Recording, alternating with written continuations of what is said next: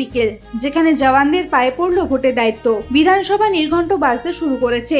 নদিয়া জেলা তাহেরপুর থানা। শুক্রবার বিকেলে একটা বাস থামলো। কেন্দ্রীয় বাহিনীর জওয়ানরা নেমে এলেন। ক্যামোফ্লেজ পোশাক, বুট জুতো আর চোখে সতর্কতা। এরা এসেছেন ভোটের লড়াইয়ে, কিন্তু অস্ত্র তাদের হাতে নয়, দায়িত্ব।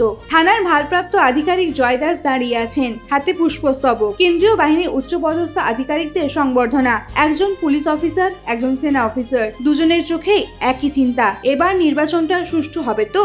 বীরনগরে পৌঁছেছেন জওয়ানরা। আগামীকাল থেকে রুট মার্চ, রাস্তায় রাস্তায় পায়চারি। কেন? যাতে কেউ ভয় না পায়, যাতে সবাই বলতে পারে আমি ভোট দিতে যাব, কেউ আটকাবে না। এতটাই গুরুত্বপূর্ণ যে ভাবলে মাথা কাজ করবে না। গণতন্ত্রে এই মহাযজ্ঞে সেনা মোতায়েন করতে হয়। এক স্থানীয় বাসিন্দার কথা মনে পড়ছে, যিনি বলেছিলেন গতবার ভোট দিতে যাওয়ার সময় রাস্তায় কয়েকজন দাঁড়িয়েছিল, চোখে চোখ রাখছিল। এবার দেখি জওয়ানরা ঘুরছে, ওরা কোথায়? কিন্তু প্রশ্ন একটা থেকেই যায়, কেন্দ্রীয় বাহিনী এলেই কি সব ঠিক হয়ে যায়? জওয়ানরা থাকলেই কি ভোট কেন্দ্রে কেউ ঘুষি চালাতে পারবে না? নাকি ভয়টা শুধু বাইরে আর ভেতরে একই খেলা চলবে? রুট মার্চ শুরু হবে কাল। মানুষ দেখবে ট্রাকে করে জওয়ানরা যাচ্ছেন। কেউ কেউ সেলাম দেবেন, কেউ কেউ ভাববেন এই লোকগুলো কতদিন থাকবে, চলে গেলে কি হবে? এই সমাজ কোথায় যাচ্ছে?